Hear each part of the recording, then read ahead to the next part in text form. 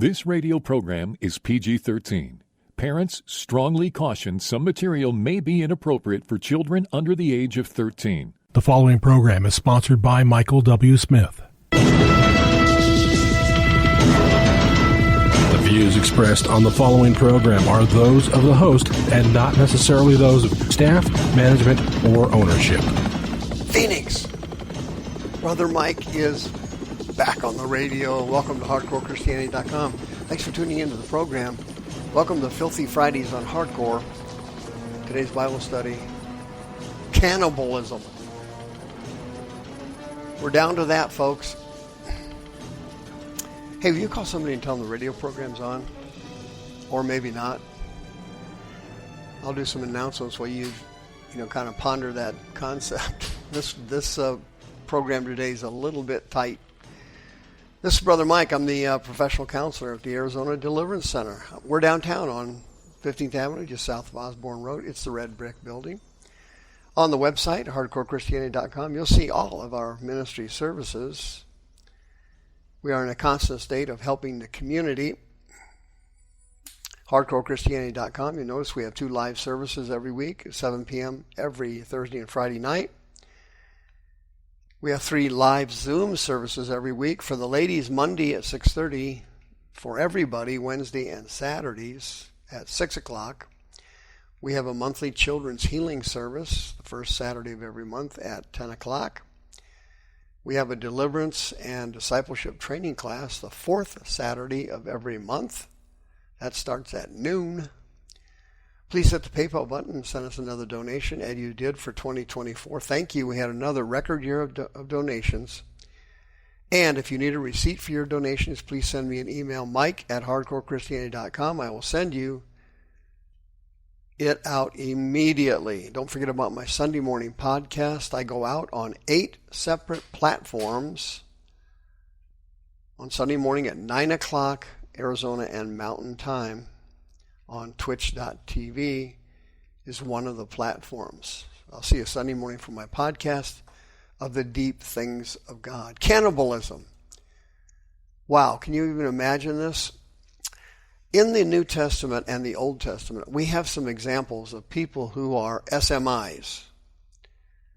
That stands for the seriously mentally ill.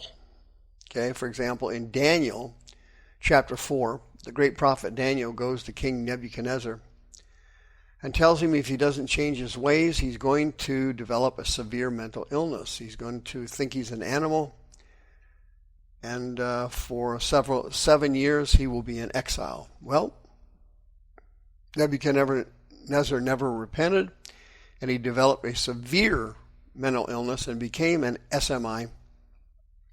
He developed lycanthropy. Lycanthropy is a severe mental illness where the patient truly and sincerely believes they are an animal. Mark chapter 5, we have the account of the maniac of Gadara. Major league possession of demons. In Matthew chapter 8, we have the account of the 2 maniacs of Gergesenes. The 2 maniacs of Gergesenes. Extremely violent, completely uncontrollable.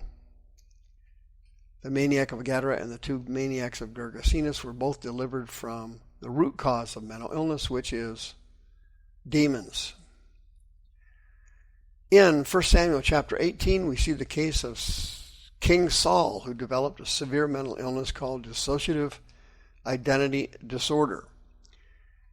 His altered state or his satanic ego would manifest, and he would try to murder the young King David. When the alternate personality, the fake soul, the fake personality did not manifest, he had no problems with David and cared about him. And of course, in Matthew chapter 27, we see a situation of situational mental illness where someone literally cracks and becomes an SMI and kills themselves. That, of course, would be Judas Iscariot, triggered by severe guilt and regret over betraying the Son of Man with a kiss. Well, an SMI in Connecticut, an interesting case came out. I don't know if you saw this recently. Tyree Smith, in 2011, was a homeless man in Bridgeport, Connecticut. And he walked into an abandoned house, and there was another homeless man in there named Luis Gonzalez. Well, Smith picked up an axe. I don't know where he got the axe. Split the guy's skull open, ate part of his brain, and ate one of his eyeballs. He went to his family. He went home and told his family what had happened. He was covered in blood. They, of course, called the police. He was arrested. He was tried in 2012, but he was found not guilty by reason of insanity. He was diagnosed with severe paranoid schizophrenia with a violent attachment. And he was a clear and present danger to society, no question. And he was placed at the Connecticut Valley Hospital in Middletown, Connecticut for 60 years. He was sentenced to 60 years in a mental institution. And during that time, what happened was he had received, of course, counseling therapy. He received powerful psychotropic medications, counseling, and this went on literally for years. Well, last week, the Nutmeg State's Psychiatric Security Review Board evaluated his case and took testimony on his condition and decided he was well enough to leave 24/7, 365 monitoring and care. The board found that he had improved significantly. His psychiatrist who evaluated him, Dr. Karen Ketelbaum, said that he was a joy to the staff at the state hospital, tremendous support to others, and showed regret for what he did and was no longer hearing voices because of the medication and treatment he had received while at their facility. The guy he butchered, Angel Gonzalez, was 43 at the time he was murdered. And part of his body, of course, was eaten. Unbelievable situation in Connecticut where you have a person who is an SMI at the worst possible stage. And he has now been found well enough to re-enter the community on a transitional basis. He's being slowly reintegrated into the society there, and the Democrat politicians, believe it or not, kind of surprising, they do not want this man released. They feel like he's a clear and present danger to the community because of one main reason. They said in the testimony, what if he stops taking his medication?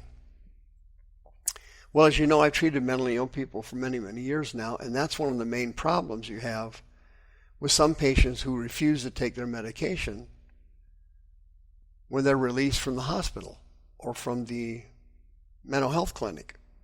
They won't take it. They decide that they are well enough and they don't need it. And the doctors sometimes get the dosages wrong, the types of medication wrong, and so there's several side effects that go along with the medication. And they don't want to run that risk with this guy because of his murderous past behavior, obviously, and because of cannibalism. During the release hearing, Nicole Rabb testified about what happened that night and how he showed up covered in blood, how he told them about eating the guy's eyeball. And she recommended that he not be released because he could not be trusted. If these people are concerned. Relatives are very concerned about it.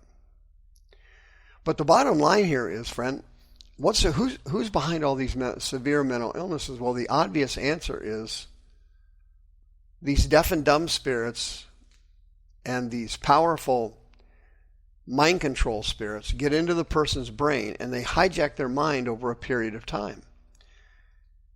And eventually, the demons and their personalities overtake the man's thinking process or the woman's thinking process and their bodies, and they become in control.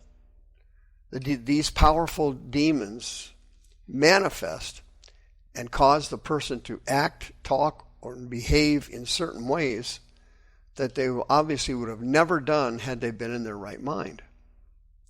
But this process of becoming an SMI, in over 90% of the cases, is a long-term process, and it usually stems from childhood abuse. Childhood abuse and childhood bullying set children on the road, the pathway to serious mental illness. And that's how these demons that originally cause mental illness get into the child. It's through abuse. And the three principal spirits that enter their body and their brain are rejection, lust, and fear. These three demons cause a person to deteriorate to a certain level where a schizophrenia spirit or a dissociative spirit is able to enter the person's mind and create an alternate state and a fake personality. When you're talking to an SMI, many times you're not even talking to the real person. You're actually talking to the spirit that is manifesting itself in the person's brain, and they can literally talk out of the person's mouth. They can actually carry on a conversation with you and start talking to you. For example, the maniac of Gadara in Mark chapter 5 was talking to Jesus, and the head demon, the deaf and dumb spirit, said to Jesus, "Allow us to go into those pigs over there." And Jesus said, "Go." So they went into the pigs, and of course the pigs then had seizures and had spasms and ran over a cliff, and they were all drowned or died. And there were approximately 2,000 of these pigs that died that day. The demons entered the pigs' brains and drove them over the cliff. If you know someone who's starting to develop symptoms of SMI, they can be cured. 602-636-5800. Send me an email now, mike@hardcorechristianity.com. See you next time. The views expressed on this program are those of the host and not necessarily those of staff, management, or ownership. This program was sponsored by Michael W. Smith.